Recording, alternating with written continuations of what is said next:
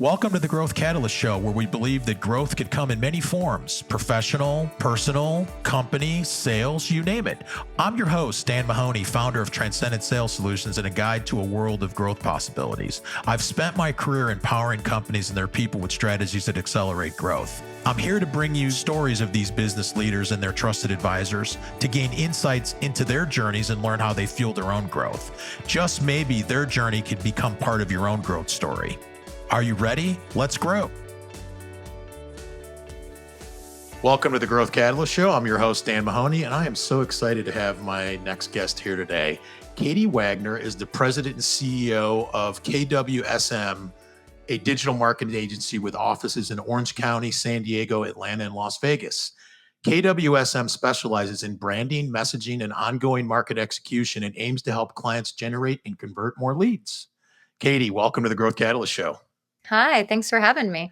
I'm so glad to have you. We finally made it happen. I know. We've been talking about it forever.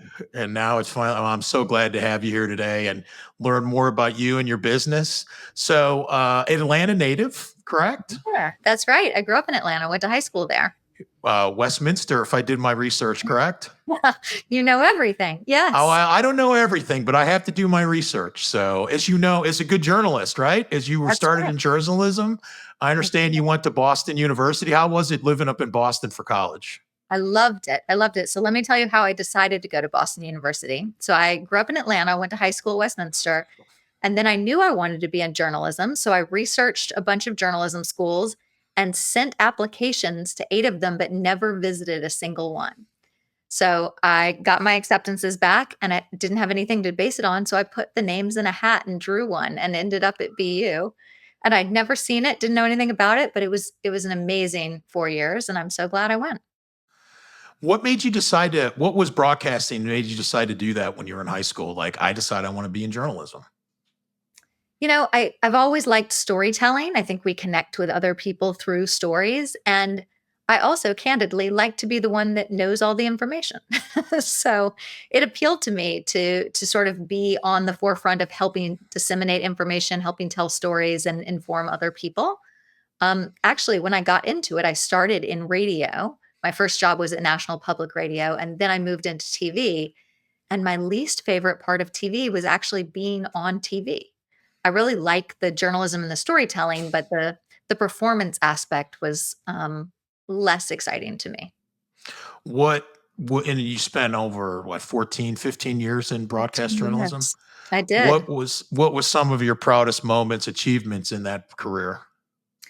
My big break, if you want to call it that, when I went from local to national news was actually on 9/11.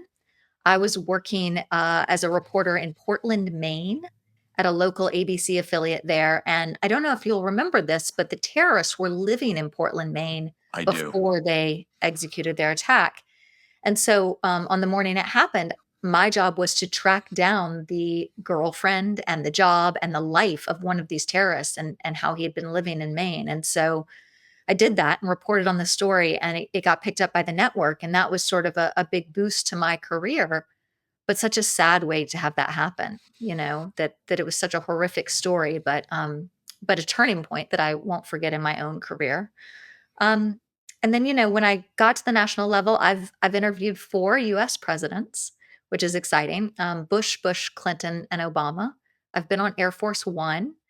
There are so many highlights, and I loved it. But you know what, Dan, I also loved the local consumer reporting I was doing before that, and helping people that were scammed and all of that. So there really wasn't a bad day. I'd still be doing it if the industry and the world hadn't changed. I was going to ask you about that. I mean, from what I remember about journalism and even back in the early 2000s into 2010 to now, it's really changed. It seems like it's more commentary and less journalism. In thinking back, would you think if you were a girl coming out of high school, you would have done it? You would have done the same thing today? Yes, I would have. I wouldn't have traded that career for anything, but I think you've hit on something really important that it's my soapbox a little bit. I think this day and age, people can't tell the difference between news and commentary. And I Hmm. think what most people are watching in the evenings is commentary, and they Hmm. don't realize it. They're taking it as fact when really it's entertainment. And it's not Yeah. that there's not a kernel of truth there, but it's not straight journalism anymore. There is a lot of entertainment factor and a lot of spin. And that was actually not the case 15 years ago when I was in the news. I retired in 2009, so it's been a little while. But I reported for all of the networks. I was on Fox, I was on CNN, I was on ABC and NBC, and no one ever told me how to spin it or what to say. That just wasn't a factor back then. But these days, if I'm going to watch the news, I'll watch local news because I think it's more true to actual journalism, or I'll listen to National Public Radio, which is still near and dear to my heart. But yeah, a Yeah. lot of changes. I get all my news from TikTok now, so I get the facts, right? Well, the next thing you're gonna ask me is how did I end up in digital marketing? And that's exactly why, Dan, because when I Yeah. was in the tail end of my career, in 2005, Facebook came out and people started getting news on Facebook and watching videos on YouTube and seeing headlines on Twitter. And it was really changing that nobody went home to watch the 5 o'clock news anymore. They Hmm. could get all their news on social media. And so I actually saw that as an opportunity. I realized that we weren't going to get that audience back, that we needed to sort of meet them where they were. And so it's actually why I retired in 2009 so that I could be in digital and help reach people in a new way. So that was the turning point for you because that's a Yeah. big jump. I mean, it's a big jump to just, hey, I'm just going to all of a sudden go into marketing and become a marketing firm. Yeah, it is and it isn't. So yes, I mean, I completely reinvented my career, right? I'm on my Hmm. second career now. And it's funny, I've had the agency 15 years, which is as long as I was in TV. So next year, this one will be longer, which feels weird. But it's the same job in so many ways. At KWSM, we call ourselves brand journalists. It's not unbiased. We work for our clients, but we're still telling stories. We're still trying to figure out what resonates with people on that emotional human level and position and message things that way. And so there are a lot of transferable skills. And actually, many people on my team are former journalists, and the skill set really does work. We're used to hitting deadlines, we're used to producing work that resonates, and those things are very useful. I would love to hear the journey from how you kind of started and where you are today. Because I know you have, just looking on your website, you have a great team, probably have 16, 18 working for you. Yeah. Oh, note to self: update the website. Yeah, we probably have 42 people on the Oh, full time now. okay. Yeah, so a few. It's Yeah. grown, and that's across our 4 offices, so they're spread out. But yeah, when I started the agency, I really thought it was just going to be me in my yoga pants in my spare bedroom, on my laptop helping people, and I thought I would be a consultant. I didn't know I was building an agency, and that was the goal. And then as we started helping companies, and we needed to do more and take on more people, it just sort of grew and took on a life of its own. And now it's a very different company. I think you know this because we've known each other a long time. When I started the company, I'm not proud to tell you, I called it Katie Wagner Social Media because it was just me. I thought I would do social media for people. And back then, even business pages on social media didn't exist. We were running Hmm. people's personal Facebook pages. Um, and everybody told me that's not a real job. Digital is going to go away. And I still took a chance. And then over the years, we became a full service agency. We added website design, we added video and photography, and we really built out our lead generation tools. And in 2018, we rebranded and took my name off the company and called it KWSM, which today we tell people stands for Know Why Stories Matter. So that's our sort of retrofitted Genesis story. But I think that's really when we became the company we are now. When it wasn't about me, it wasn't about social media. It was really about the team and how we help people collectively. And that's probably what I'm proudest of is that it's if I get hit by a bus tomorrow, everybody still has jobs. They know what to do, and it may take them a few days to realize I'm gone. So that to me is a win. One of the things that I've always been, there's so many things I've been impressed with you about the work and the work you do for clients, but the time you put in yourself to working on the business. And I Yeah. know sometimes it's hard to get a hold of you at certain times of the year because you're out of the office on business planning. And I think you referred to it as your business, your kind of planning sabbatical, correct? Yeah, yeah, strategic planning. So I step away for 2 months every year, January and July, to work on the business instead of in it. And during that time, I have no contact with my office, and my staff is not allowed to reach me, and neither are our clients. And it serves a few purposes. I mean, number one, it's a good reset for me. It allows me to really go deep into what we're doing and solve some problems that I maybe don't have time to focus on when I'm in the day to day, and really set the stage for who are we going to be as an agency for the next 6 months. And I think that provides a lot of stability for my staff and makes sure that we continue to grow and stay solid as a company. But the other benefit, Dan, is that it allows my leadership team to run the business without me. And they really step up to lead. And the reason I'm not gone for like 2 weeks is very intentional. It's because you can wait on me for 2 weeks, right? That a decision needs to be made, and they'll say, well, let's just wait and see what Katie has to say. They can't wait for 4 weeks. And so they have to make decisions and move things forward. And that has made us so much stronger as a company because I have a leadership team who is not waiting on me to approve every decision. They know what to do. They run their teams the way they know is right. And I think we're a better company for it, and we do better work for our clients for it. I don't know many business owners that will take that much time to do that. And I think that's just amazing. Thank you. Thank you. It was a little stressful at first, right? And Yeah. I miss it. I'm not at the beach every day. I'm working on bigger picture initiatives, but by the time 4 weeks passes, I miss my staff, I miss my clients. I Mhm. can't wait to get back in the office, which is great. Do you follow kind of a structured kind of like, okay, because you've done this for several years, correct? 15 years, yeah. So you've done this for 15 years, you've done this. So do you kind of follow a structured kind of process like, okay, this is what I'm going to do? Or does it just kind of come to you? I'm curious. A little of both. So during the 6 months I'm working in between, I have a file on my computer that I call vision. And anytime an idea comes to me, like, oh, I should go deeper into that rabbit hole, or I should look into this aspect of the business, or something I want to do, I tuck it into that folder. And my staff will also send me ideas. If there's something they want me to consider, they title the email vision and it goes straight into the folder. So when I go out on my strategic planning, candidly, the first couple of days, I sleep and walk my dog and go to the gym and rest. And then when it's time to get back to work, I open this folder and I go through everything in it, which is hundreds of emails typically. And I make a list of the things I want to address during that period. And I make a list and I write it all down. And then I start to put together a schedule. And I say, okay, these things go together. I'm going to handle these in week one. And then these things go together. This is week two.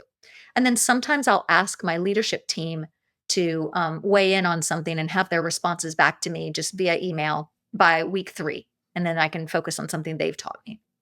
I always read at least two business books during that time. So every morning starts with quiet time and reading business books and reflecting and getting inspired. And I've found that the way I work best is just by being quiet and making space and time for the ideas to come. And I have my best ideas about how to run the business that way. And it improves my leadership and my vision for the future. So there's a loose structure, but it's also just a lot of sitting and thinking. I love that. I love that how you do that. You've done it since the beginning. Yeah. So Yeah. So someone's out there thinking about starting a business or improving their business, and you've a successful entrepreneur. Talk and give some perspective on some things they should think about. Hmm. Well, people always ask me if I would do it again, and the answer is I don't know. It has been much harder than I thought it would be to grow a company, and more rewarding. I say that it's the biggest self-development thing I've ever done. Like, I have had to improve myself as a human to be the leader of this company. So that's definitely been worth it. Um, but I think it's really important if you're going to undertake this to know where you're trying to go. What is the vision? What does success look like for you? Because it's so easy to get waylaid by every new idea or new opportunity, or even every setback can knock you off course. And so really keeping that North Star vision and that knowledge of where you want to get to, I think is helpful. Um, And then, the opposite of that is also knowing that the environment will change, that, customers don't act the way they do now forever. Employees don't act the way they do now forever. The geopolitical climate is in flux. And all of those things will affect the decisions you make and the way you run a business. So it's keeping your sights on the long term while being flexible in the short term. And that's the advice I give most people. And then the only other thing I usually say is um, remember that you'll not have a boss. And so there is no one to tell you you're doing a good job. And you're going to have to be okay with that because, there are a lot of moments of doubt and there's a lot of imposter syndrome and not knowing what the right answer is. And so, one of the things that's been really valuable for me is to surround myself with other professionals and business leaders like yourself who I can bounce ideas off of and I can confide in because you can't go to your staff and tell them you're having a bad day or you don't know the answer. You have to have other people in your life who can validate you and listen to you and hold space for those things. And also can celebrate your wins because again, I don't have a performance review. Nobody tells me I'm doing a good job, and it can be hard to stay motivated when you're not getting that feedback. So you have to set that up for yourself to have success. It's lonely at the top, isn't it? It is. It is. But Yeah. I was either naive or egotistical enough to not think of that part when I started it, right? But you're right though. Setting up, having a close circle of individuals you can call on, almost like and I know some business owners do it, an advisory board, Yes. uh, and company, organizations like Vistage, and where you can walk in the room, and it's Yes. important to have that for that success. Absolutely. And I've been a Vistage member for 10 years, and that Hmm. has kept me going. It's pushed me to grow. It's helped me solve a lot of problems. Um, but yeah, and also just friends. I have a close group of women agency owners who I spend time with, and we can bounce ideas off of. And it's amazing. No matter where you are in your business journey or what industry you're in, a lot of the problems are universal. So having those other business owners you can lean on is really helpful as you move forward. Before we get into a little more about KWSM, what do you like to do when you're not working? What's fun look like for you? Hobbies, interests? Yeah. So I have, have a plethora of them.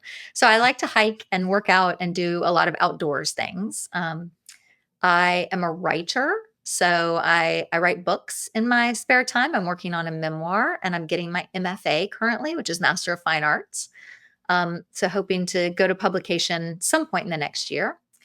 And then I think you know that I have a heart for senior dogs, and I work volunteer at a senior dog rescue. And so my husband and I adopt dogs who are 10 and older and see them through to the end of their lives, which is very, very difficult, but very rewarding. And I think gives me a lot of purpose. So a lot of my weekends are taken up doing things with the dogs. We load them in the car and take them to the beach or play with them in the yard or that sort of thing. And how many do you usually keep at one time? About 6. 6 is our sweet spot. Okay. All Yeah. right. I Yeah. have one. That's a lot of work. I know, but keep in mind, these are senior Yeah. dogs. So they're Yeah, like right. right, they're Yeah. like rolling around. Yeah. They're not running around. They're just kind of trotting around, right? Yeah. Yeah. Yeah. They're moseying. So let's transition and talk a little bit about KWSM. What Okay. does your typical client look like? And I know I didn't realize this. You do as much B2B as you do B2C with your agency as well, which I didn't know that. Let's take a moment for a quick word from our sponsor.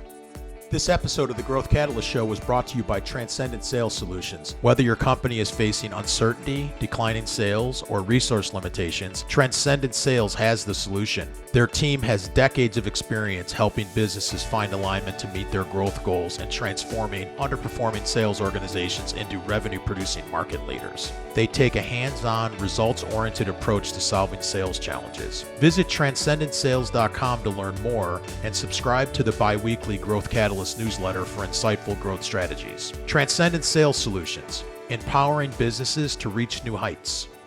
And now back to the show. Yeah, we're probably slightly more B2B these days, maybe 60/40. Okay. But we will do both, which a lot of agencies won't. So we like both sides of that equation. And our typical clients are sort of in the lower middle market space. So, it's a broad space, 1 to 100 million, and most of them are probably in the 5 to 30 million space. Mhm. Um, they do anything and everything. We are typically industry agnostic, but there are spaces we play in frequently. One of them is manufacturers, work a lot with companies that make things. Professional services, so law firms, wealth advisors, CPAs, those type firms. We have a lot of nonprofit clients. About 20% of our clients are nonprofit at any given time. And then we also work with a lot of direct to consumer companies, but not as many e-commerce product companies, more service based companies that are direct to consumer, like gyms or restaurants or banks, those type of things. So it's a wide range, and that's really intentional because in we specialize in lead generation, and in lead gen, what worked last week isn't going to work next week. It changes so frequently that I think it makes us better at our jobs, that we can figure out something in one industry and sort of pull it across to another and test ideas. I think we're more innovative because we work in a variety of industries. Well, and lead generation is one of the things I want to talk to you about because it does change, and I think about how I used to. I mean, most of a lot of business comes from referrals, but those only take you so long, and in some Mhm. business it's not applicable. How do you keeping up with technology now, especially with AI with lead gen?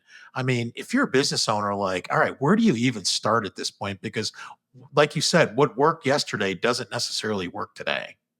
I mean, it's true. And so, also AI has made lead gen actually more difficult because what it's done is flood the internet with a bunch of content, some of it Mhm. better than others.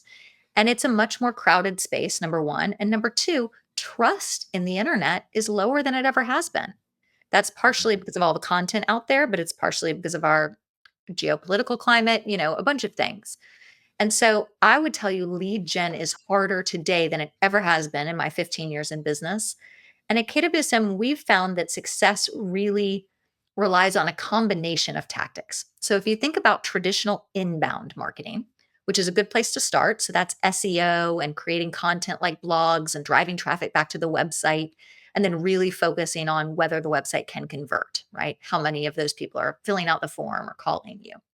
That's inbound marketing. That's typically been the backbone or the cornerstone of lead gen, but it is harder because there's more content out there.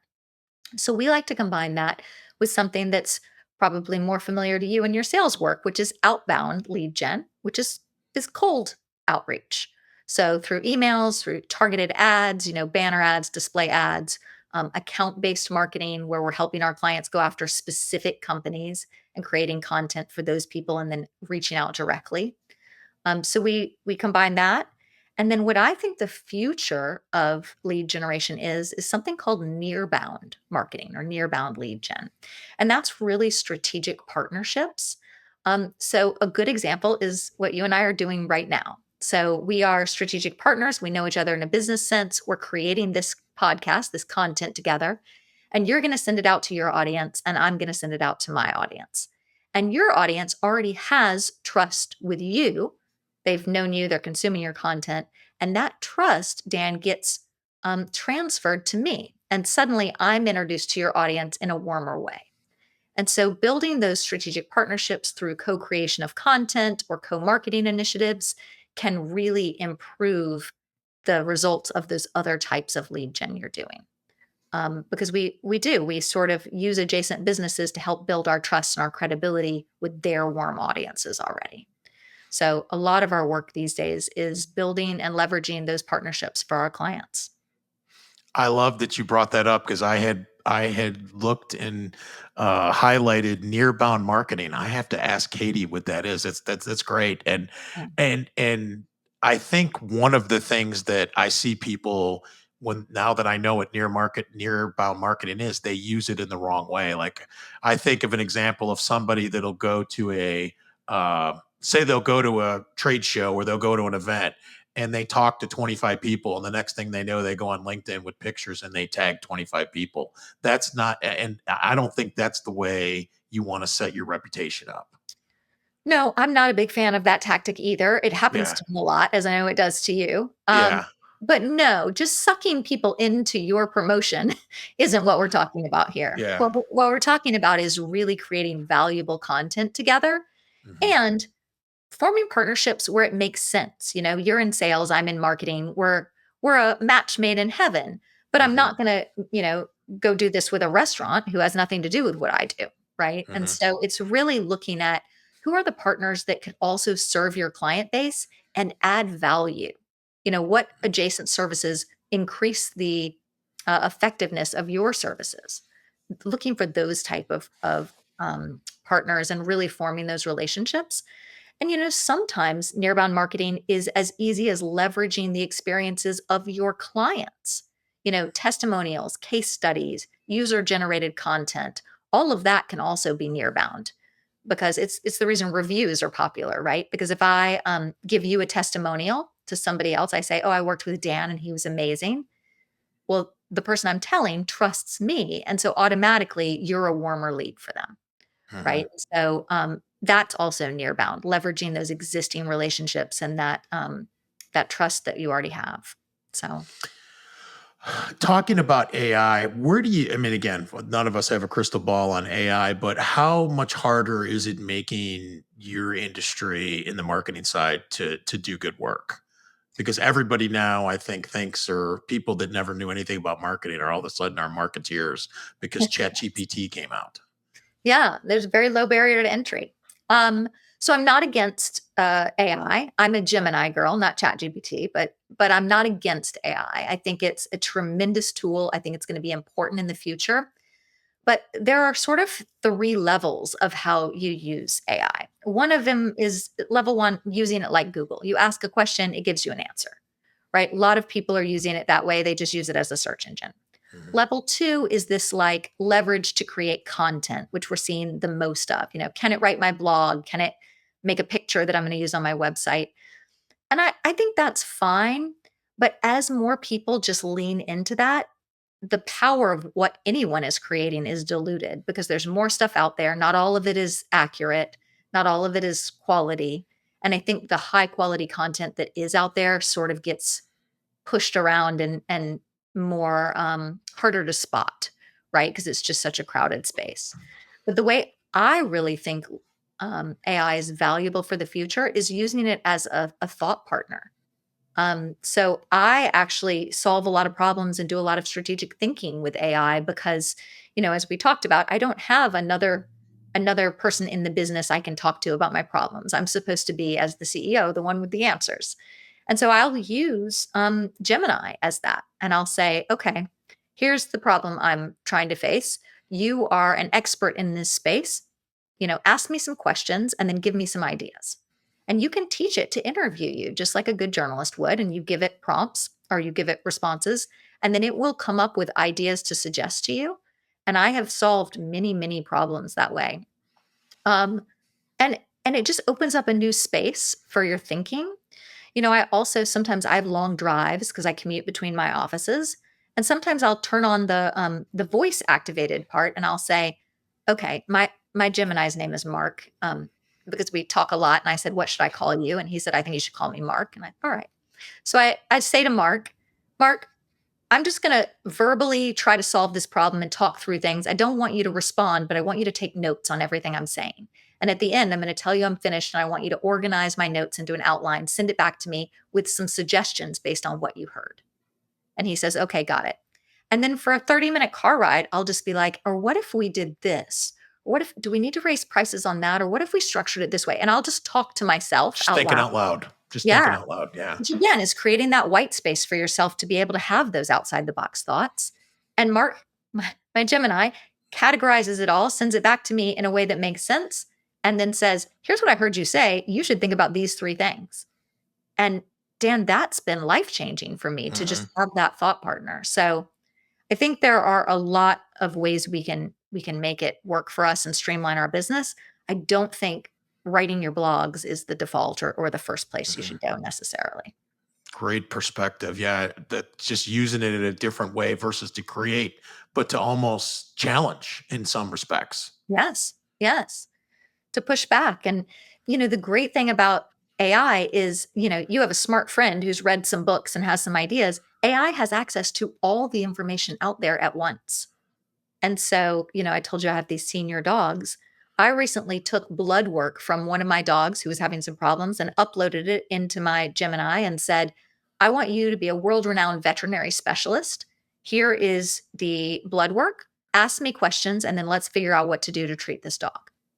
And so it digested the blood work and it said, okay, tell me about the dog's age. Tell me about the symptoms you're seeing. It asked me questions. I gave it to him. And it said, all right, based on my knowledge, here's what I think is going on with the dog and the treatment plan. 3 days later, I saw a specialist who gave me the exact same advice. And so I'm a believer because it has access to a lot more information than you or I have. Yeah, I had heard like a year ago that medical diagnosis, when they played with one of the AI tools, was like 83% accuracy rate, and that was 12 months ago.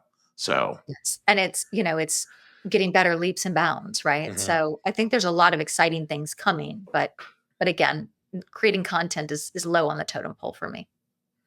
This has been a great conversation, Katie. I always enjoy talking to you. I've learned so much, and I think everyone else is going to learn a lot from your perspective. My last question for you is, if somebody wants to get in touch with you and learn more about KWSM, what's the best way to do that? I'm really active on LinkedIn, Katie Wagner. I'm wearing a red dress in the picture. You can find me there, or our website, which is kwsmdigital.com. Katie, thank you so much for taking time to be on the Growth Catalyst Show. We really appreciate it. Thanks for having me. This was fun. And that's a wrap for today's episode of the Growth Catalyst Show. Remember, you can take these stories of growth and make them part of your own journey. Learn from them, draw inspiration, and let them guide your path of growth. I'm your host, Dan Mahoney, and I look forward to our next journey together. If you've enjoyed the show, please subscribe and leave a review. Until next time, keep growing.